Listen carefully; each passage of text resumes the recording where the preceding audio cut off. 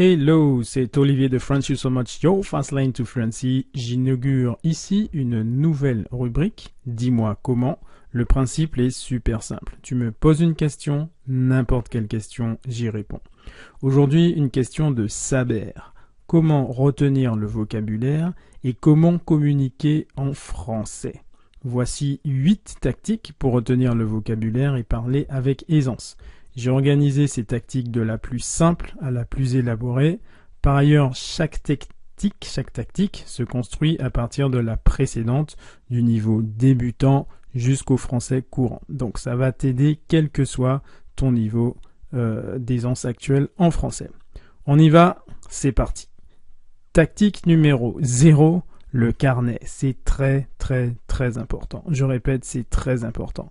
Si à ce jour tu n'as pas de carnet de vocabulaire, je te conseille très vivement d'en préparer un.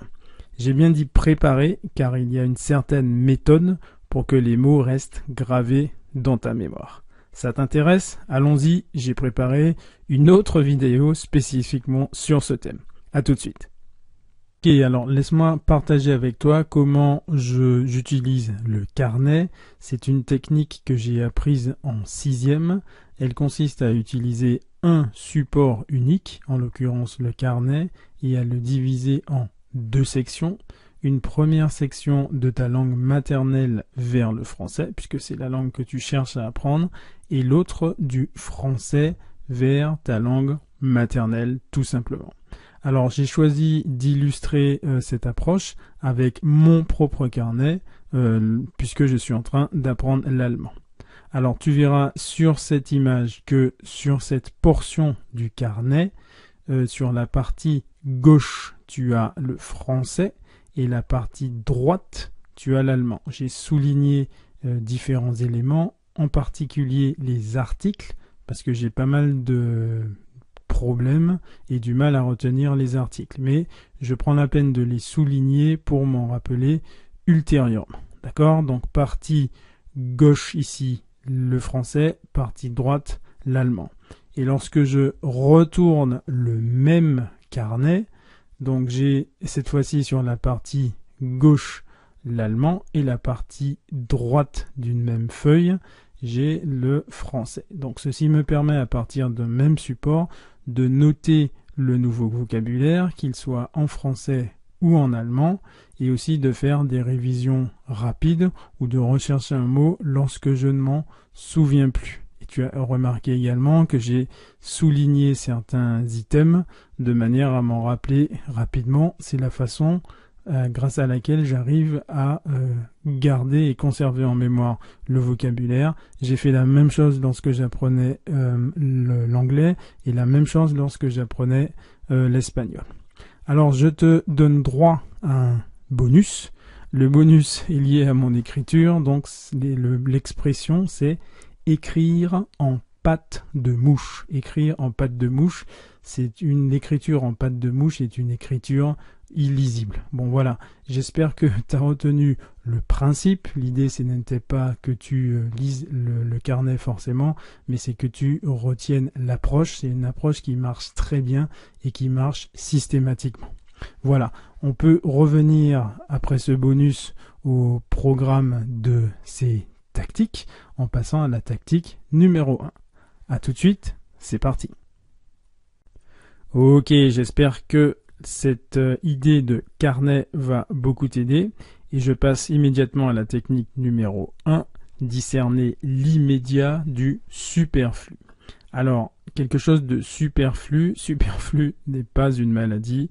Quelque chose qui est superflu, c'est tout simplement quelque chose qui n'est pas nécessaire, quelque chose qui est inutile. Je te donne un exemple. J'ai commencé à apprendre l'allemand et l'une des phrases dans Duolingo est « Le cheval est propre, das Pferd ist sauber ». Mais quelles sont mes chances d'utiliser cette phrase dans la vie de tous les jours, sachant que je ne pratique pas l'équitation? Pratiquement zéro, on est d'accord? Ces mots sont superflus par rapport à mon besoin immédiat. Tu comprends? Par contre, j'aurais besoin de savoir comment ouvrir un compte bancaire, par exemple. Voici le vocabulaire immédiat dont j'ai besoin, le compte bancaire. Chaque expérience de vie est différente, Donc les mots superflus pour l'un peuvent être extrêmement utiles pour l'autre.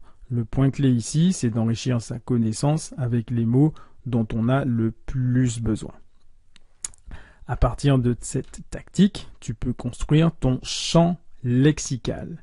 Le champ lexical, c'est l'ensemble des mots appartenant à une même thématique. Prenons l'exemple de la machine à laver. Ce sera forcément un besoin immédiat. Avec la machine à laver viennent les mots lessive, assouplissant, lavage, pré-lavage, séchage, laine, couleur, etc. Ces mots te permettront d'élargir ton vocabulaire et surtout de le retenir puisque tu auras ton carnet et que ce seront des mots immédiats. Tactique numéro 3, les expressions simples. À ce stade, tu sais reconnaître quelques mots, mais tu ne sais toujours pas parler. C'est normal. Un élément pivot, ce sera les expressions simples. Ici, l'impact est plus psychologique que purement linguistique. Je m'explique. Imagine-toi en train de dire à une connaissance ou un ami en français « C'était la croix et la bannière pour faire la lessive hier ». Je répète, c'était la croix et la bannière pour faire la lessive hier.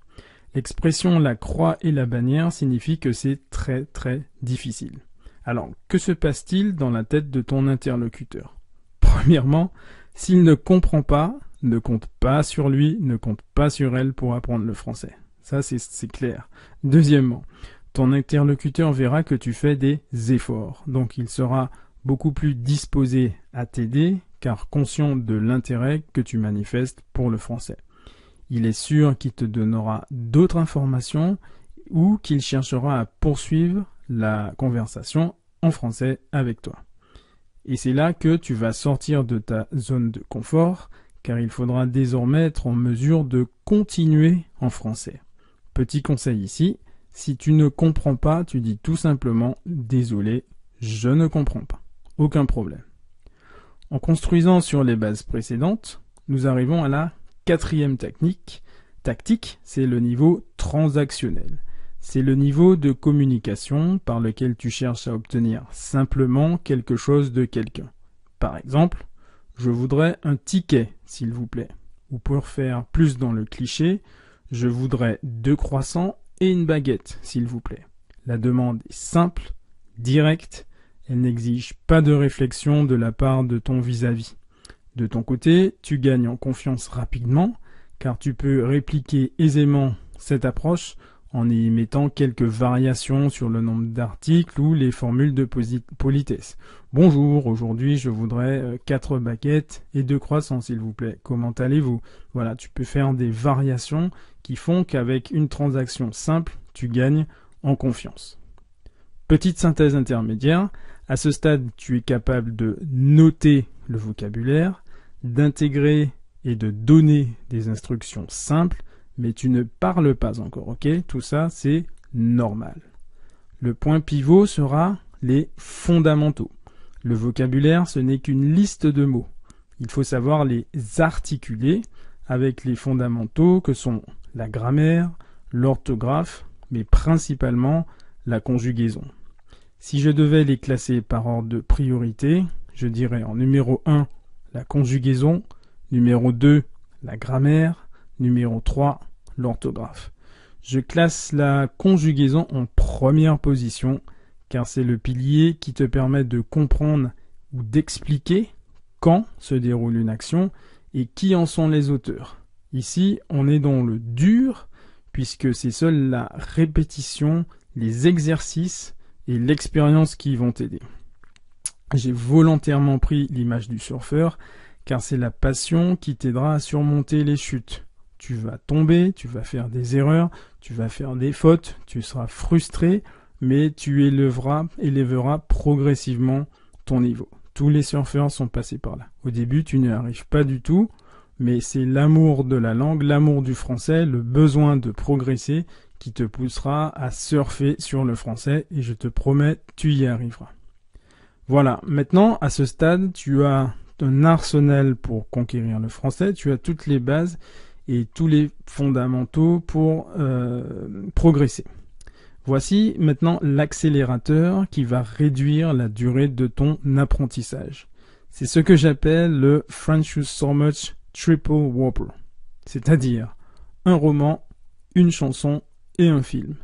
Tu fais ton choix dans chacune de ces catégories et tu vas progressivement disséquer, je dis bien disséquer, un roman, une chanson et un film. Disséquer, ça veut dire que tu vas connaître particulièrement bien tous les mots, toutes les structures de phrases, tous les enchaînements et toutes les séquences d'un film. Ça, c'est une très bonne base pour commencer et vraiment enrichir ton vocabulaire. Pas la peine de choisir quelque chose de compliqué, commence avec tes centres d'intérêt. L'idée ici, c'est celle que j'appelle l'idée du French Flicks, donc c'est un peu comme Netflix, ça correspond à une imprégnation maximale et continue de contenu en français. Avec ça, tu vas réveiller et stimuler tes neurones avec des résultats beaucoup plus rapides. Et surtout, n'oublie pas de noter le vocabulaire, et en particulier pour le roman et la chanson. L'étape suivante, c'est le niveau conversationnel, où tu devras te confronter à la réalité. Là, tu seras frustré, tu seras déçu, et là, c'est encore normal. Les gens parlent plus vite, ils ne s'expriment pas nécessairement dans un français académique, et ils n'ont pas forcément la patience de reformuler une phrase.